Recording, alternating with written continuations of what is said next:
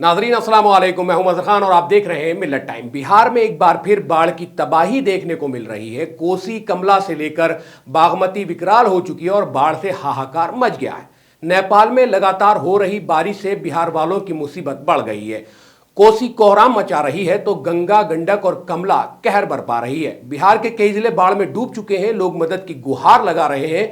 नदियां विकराल हो चुकी हैं और हजारों लाखों घरों का अपने समहित करती जा रही हैं। दरभंगा, सीतामढ़ी, सुपौल और सहरसा समेत कई जिलों में बाढ़ अब अपना रुद्र रूप जो है वो दिखा रही है।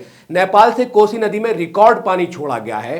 कोसी, गंडक, गंगा, बागमती और कमला नदियां उफान पर हैं। इन नदियों के आसपास इलाकों में पानी बाढ़ का रूप ले चुका है। कई जिले कोसी का अभिशाप झेल रहे हैं। सरकार ने कोसी, गंडक और गंगा नदी के आसपास के इलाकों में बाढ़ की चेतावनी जारी की है। बिहार में सोमवार को भी बाढ़ की स्थिति चिंताजनक बनी रही। कई स्थानों पर नदियों के तट बांध टूट गए और वाल्मीकि टाइगर रिजर्व में भी बाढ़ का पानी घुस गया, जिसका असर भारत नेपाल सीमा से लगते जिलों पर सबसे अधिक पड़ा है। नेपाल में लगातार हो रही बारिश की वजह से बिहार में बाढ़ आई है। तो चलिए जानते हैं बिहार में अभी बाढ़ से कहां-कहां कैसे हालात हैं। सीतामढ़ी, भागलपुर, शिवहर, दरभंगा, मधुबनी, सुपौल, सहरसा, पश्चिम चंपारण, पूर्वी चंपारण, गोपालगंज, अररिया, कटिहार, पूर्णिया, मुजफ्फरपुर, समस्तीपुर, बेगूसराय, मुंगेर, बक्सर, भोजपुर, सारण, पटना ये जिले हैं जहां बाढ़ ने तबाही मचाई हुई है। सीतामढ़ी जिले के मदकोल गांव में बागमती नदी के तटबांध में रविवार को जहां दरार की खबर आई, वहीं पश्चिमी चंपारण में गंडक नदी पर पानी के अत्यधिक दबाव के कारण बगहा एक प्रखंड में नदी के बाएं किनारे पर स्थित तटबांध शाम 4:30 बजे क्षतिग्रस्त हो गया, जिससे बाढ़ का पानी पश्चिमी चंपारण जिले के वाल्मीकि टाइगर रिजर्व में भी प्रवेश कर गया। इससे वहां के वन जीवों को खतरा उत्पन्न हो गया है। बिहार में बाढ़ का आलम यह है कि बागमती नदी में 22 सालों का रिकॉर्ड टूट गया है। सीतामढ़ी जिले में 22 साल बाद बागमती अपनी रौद्र रूप में आई है, जिसकी वजह से सीतामढ़ी में कुल 3 जगहों पर बांध टूट गए हैं। इतना ही नहीं, शिवहर में भी एक जगह बांध टूटा है। सीतामढ़ी और शिवहर में 4 तटबांध टूटने की वजह से करीब 3 लाख की आबादी बाढ़ की चपेट में है। रविवार को मदकोल में बांध टूटने से हाहाकार मच गया और पूरा इलाका बाढ़ की आगोश में समा गया। भागलपुर में भी बाढ़ की तबाही देखने को मिल रही है। सबौर प्रखंड के मसाणु गांव में गंगा का रौद्र रूप देखने को मिल रहा है। गंगा लगातार गांव के घरों के साथ साथ मंदिर और सामुदायिक भवन को अपने आगोश में समेट रही है।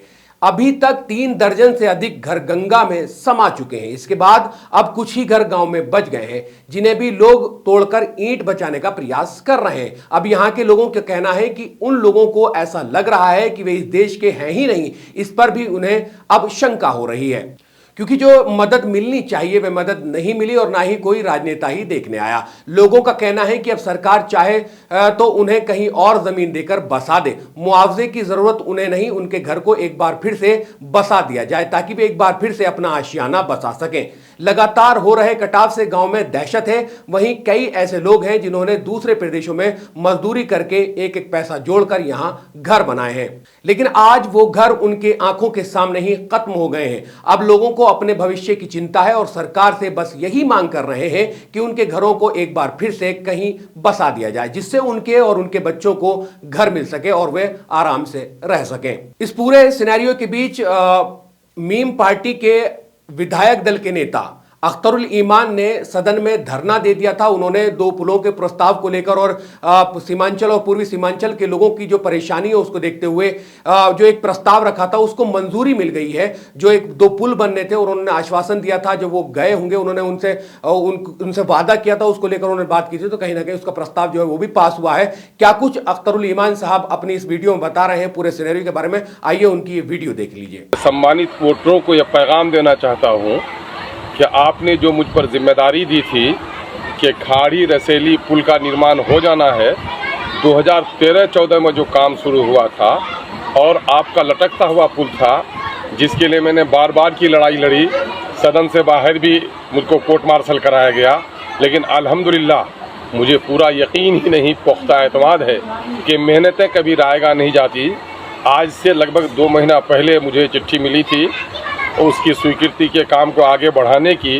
लोक वित्त में मामला गया हुआ था, लोक वित्त से फिर आ गया मंत्री परिषद में, और आज आपको हम खुशखबरी दे रहे हैं कि मंत्री परिषद से दोनों पुलों का कस्बा गिरवा जो BR27R250 योजना है वो 30,74,05,700 की राशि उसमें सेंक्शन हुई है।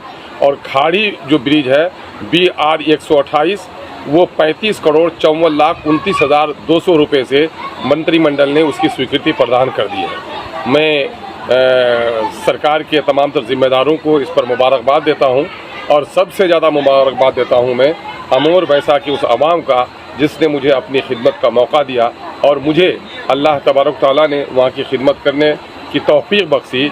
लोगों ने उम्मीद ही नहीं, दुश्मनों के यकीनन है कि उनके लिए उनकी आंखों में आज चमक होगी, खुजलाहट होगी। जो लोग ये चाहते थे कि काम नहीं हो, लेकिन जिसे अल्लाह रखे उसे कौन चिखे। लोगों ने तो मुझे खाड़ी और रसेली के बारे ही कहा था, लेकिन अल्लाह ने ऐसी तौफीक बख्शी कि महानंदा नदी में जो कभी वक्त के वज़ीरों ने नहीं सोचा, मैंने वहाँ भी पुल मंजूर करवाया और वहाँ 2 अरब 7 करोड़ से 1 किलोमीटर 113 मीटर पुल का काम बुनियादी तौर पर काम शुरू हो चुका है। मैं समझता हूँ कि बारिश के बाद ही आज ही मैं खाड़ी ब्रिज से आया हूँ वहाँ भी लोगों को कह के आया हूँ कि इस साल पार हो लीजिए कश्ती पर। इंशाअल्लाह अगले साल आपके पाँव को कीचड़ में हम लगने नहीं देंगे और इंशाअल्लाह आप अपने नए पुल पर से पार होंगे। अल्लाह का बड़ा शुक्र है।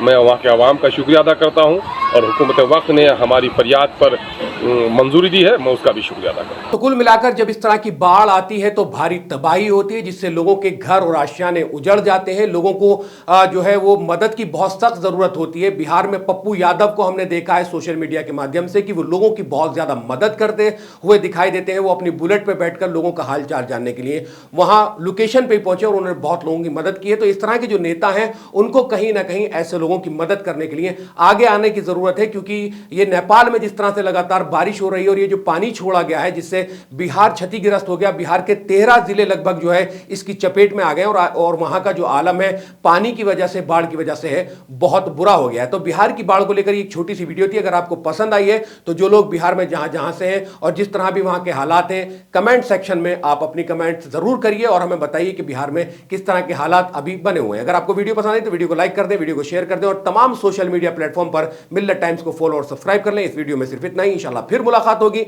अल्लाह हाफिज। मिल्लत टाइम्स को जारी रखने और मजबूत बनाने के लिए हमारी आर्थिक सहायता कीजिए। ये एक आजाद मीडिया हाउस और कमजोरों की आवाज है। आप हमें देखें, सुने, पढ़ें और हर महीने ज्यादा नहीं सिर्फ 100 रुपए से मदद करें। डिटेल्स डिस्क्रिप्शन में मौजूद हैं।